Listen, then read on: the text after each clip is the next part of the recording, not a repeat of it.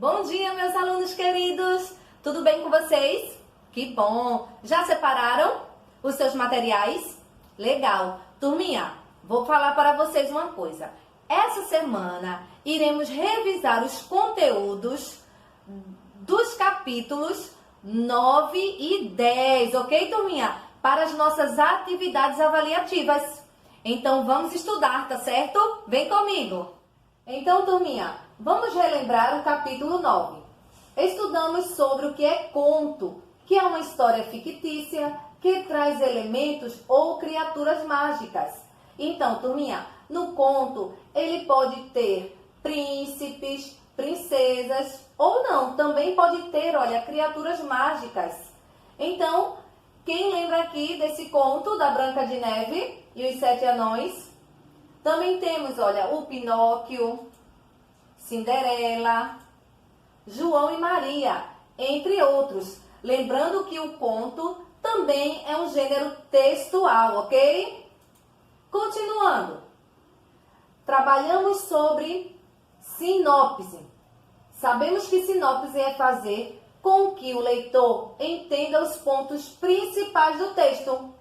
E quais elementos podem ser apresentados numa sinopse de livro?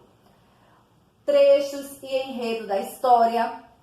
Aqui, por exemplo, olha, a pobre menina pediu muito para ir ao baile, mas a madrasta não deixou. A jovem apareceu na festa tão linda, o príncipe dançou somente com ela, mas ela perdeu o sapato. E agora? Essa sinopse está se referindo a qual conto? Muito bem, Cinderela. Agora, também na sinopse precisa ter as informações sobre os personagens. Exemplo, assim começa a saga de Cinderela. Criada por uma madrasta má, que obrigava a andar descalça, com roupa velha e rasgada, sonhava com um príncipe e em ser feliz. Ok? Na sinopse precisa ter as perguntas que despertam curiosidades para saber o final da história. Então a pergunta temos aqui como exemplo. Mas será que ela o encontraria? Está se referindo a quem? Ao príncipe encantado. Bom, turminha, na sinopse, o final da história não pode ser apresentado. Por quê? Porque se for apresentado, então você já vai ter dito toda a história. Então tem que despertar no leitor a curiosidade de saber o final da história. E por último, o parágrafo pode conter as informações sobre o autor e sobre a obra, ok? Quem escreveu. Ok, turminha? Agora seguindo. As etapas da sinopse. Para se construir uma sinopse, precisa. Número 1. Como a história começa. 2. Destaque um trecho importante da história. 3. Fale um pouco sobre a história. 4. Crie uma pergunta que desperte a curiosidade do leitor.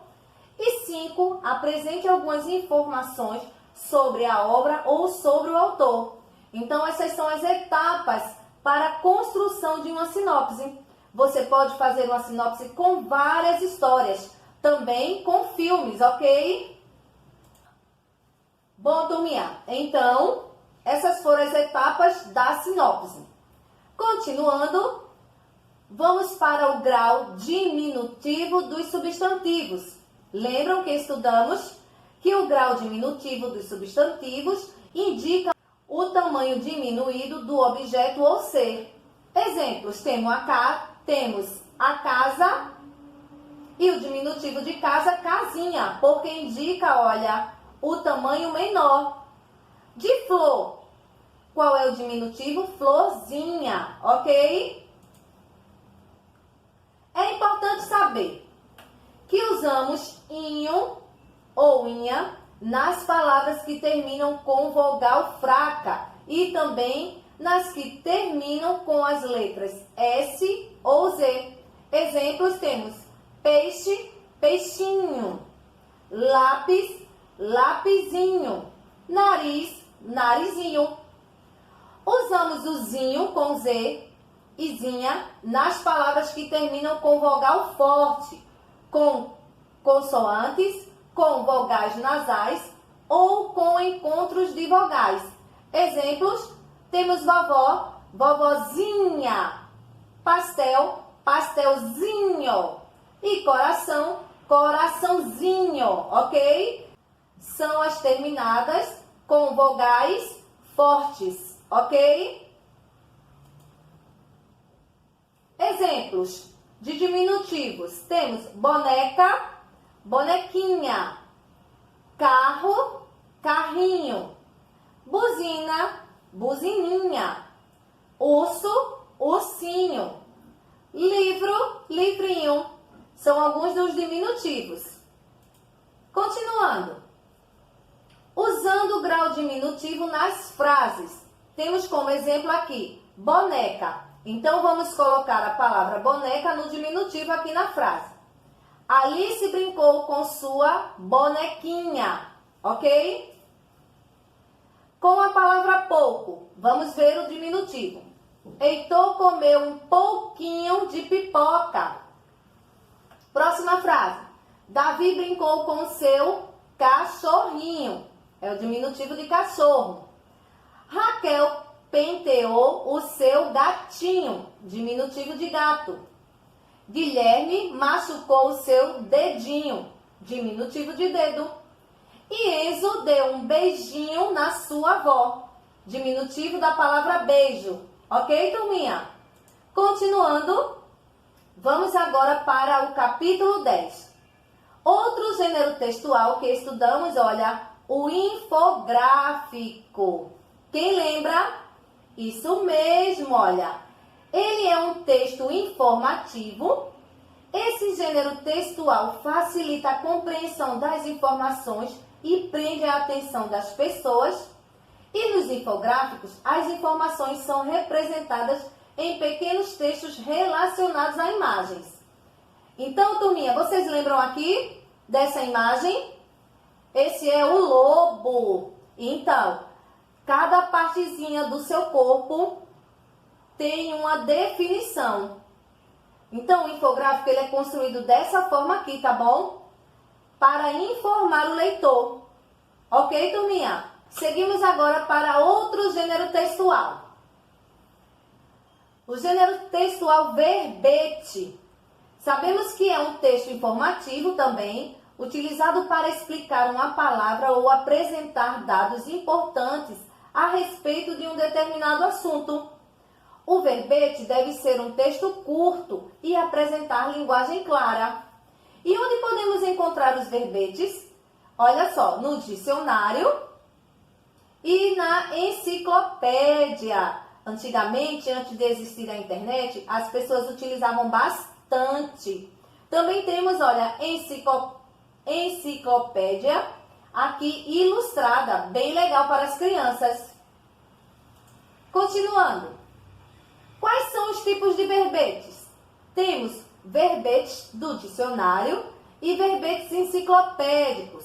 Verbetes de dicionário são as definições das palavras.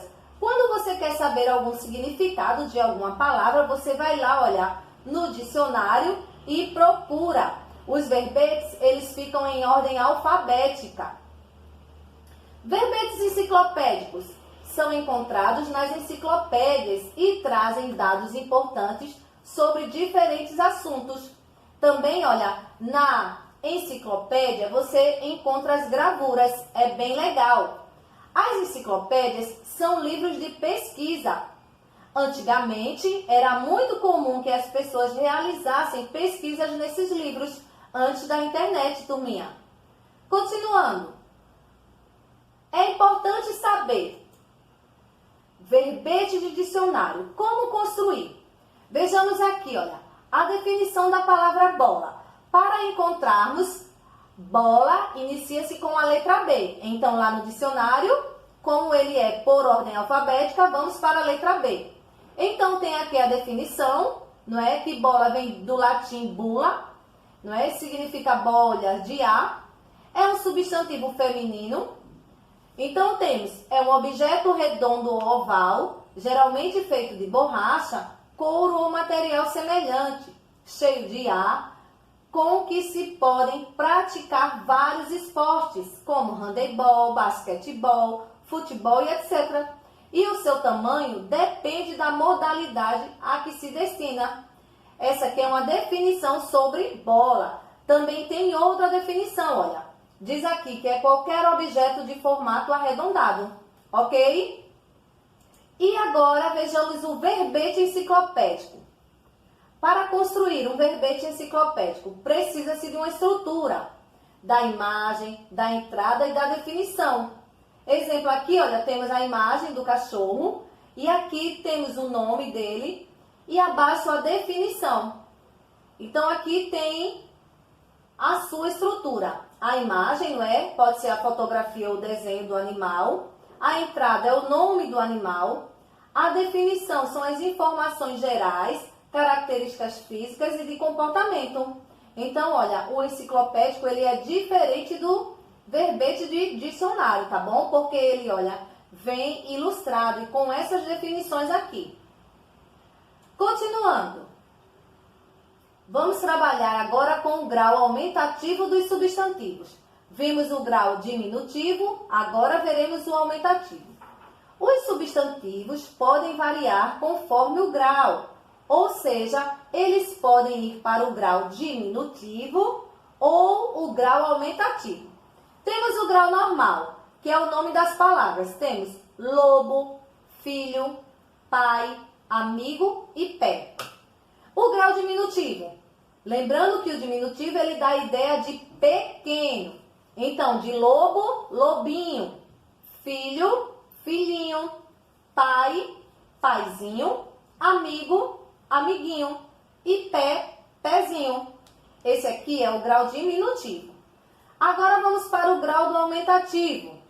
O grau do aumentativo dá a ideia de tamanho grande, ou seja, como vai ficar? O grau do aumentativo de lobo. Lobão. Filho, filhão. Pai, paizão. Amigo, amigão. E pé, pezão. Ok, turminha? Continuando. É importante saber. As palavras destacadas estão no grau aumentativo, pois transmitem a ideia de tamanho grande. Vejamos aqui, olha, olho, olhão, boca, bocão. Dá ideia de tamanho grande. Atenção! Quando estão no grau aumentativo, os substantivos, em sua maioria, terminam em ão e zão. Porém, existem palavras terminadas com ão ou zão que não estão no aumentativo. Vejamos aqui, olha, coração, pão e leão.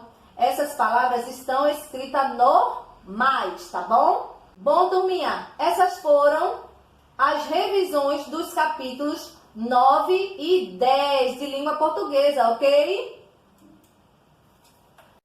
Bom, turminha, por hoje a nossa aula encerra por aqui. Mas qualquer dúvida, posta lá no nosso mural que a tia Esté está à disposição. Foi uma revisão dos capítulos 9 e 10, para que vocês relembrem, ok, turminha? Um beijo e até o nosso próximo encontro. Tchau, tchau!